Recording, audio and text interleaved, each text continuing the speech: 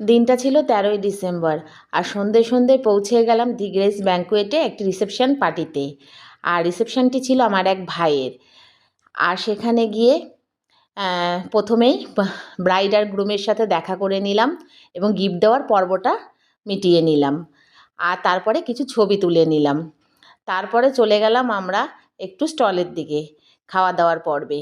আর স্টার্টারে ছিল নানান রকম আইটেম, সে প্রন পকোড়া থেকে, ক্রিসপি বেবিকর্ন থেকে, চিজ বল থেকে, ফুচকা, দই বড়া, চা, কফি, মকটেল, আইসক্রিম, আরও নানান রকম আরও কত কী যে মানে ভুলেই গেছি একবারে বলা, মানে অনেক দিন হয়ে গেছে যেহেতু।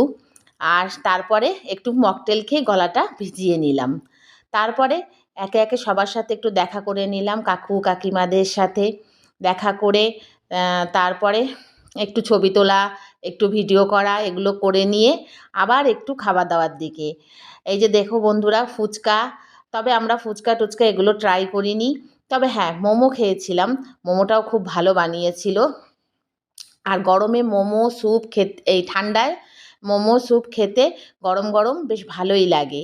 তো টেস্ট করে নিলাম একটু, বেশি তো খাওয়া যায় না, অল্প অল্প করেই। তারপরে একটু কন্যাযাত্রীর দল ঢুকে গেল, একটু তত্ত্ব দেখিয়ে নিলাম তোমাদেরকেও। আর ক্যাটারিংটা ছিল সুইট অ্যান্ড সাওয়ার, কলকাতার বিখ্যাত ক্যাটারার। তবে হ্যাঁ, এটা আমার কোনো প্রমোশন ভিডিও নয়, কেননা এখনও আমি এত বড় জায়গায় পৌঁছতে পারিনি, তাই আর একটু তবে হ্যাঁ বলে নিলাম। আর মেন কোর্সে ছিল, রাত বাড়ছিল তাই খাওয়া দাওয়া করতে হবে, তাই খাওয়া দাওয়ার লাইনে দাঁড়িয়ে গেলাম। তবে হ্যাঁ, ফাঁকাই ছিল, বেশি ভিড় ছিল না। খাওয়া দাওয়ার মেন কোর্সে ছিল কড়াইশুঁটির কচুরি, দম আলু, বাটার নান, পনির, তাওয়া ফিশ, পোলাও, জিরা রাইস, চিকেন, মাটন কষা, মানে নানান রকম কিছু। আর খাবার খুব সুস্বাদু হয়েছিল, কেননা ক্যাটারিং নিয়ে তো কোনো কিছু বলারই নেই, এক কথায় অসাধারণ, মানে কোনো কম্প্রোমাইজ হবে না এদের সঙ্গে। আর মানে এক এক করে সব কিছুই অল্প অল্প করে টেস্ট করে নিলাম, কেননা টেস্ট করাটা ভালো। আমার বাবা বলতো সব কিছু একটু একটু করে খেয়ে দেখা উচিত, না হলে তো আমরা অজানাই থেকে যাব। তাই একটু একটু করে টেস্ট করে নিলাম সব কিছুই। আর খাওয়া দাওয়াটা ভালোই হয়েছিল। তো এই যে বন্ধুরা, খাওয়া দাওয়া করে নিলাম, এবার চলে আসলো ডেজার্টের পালা।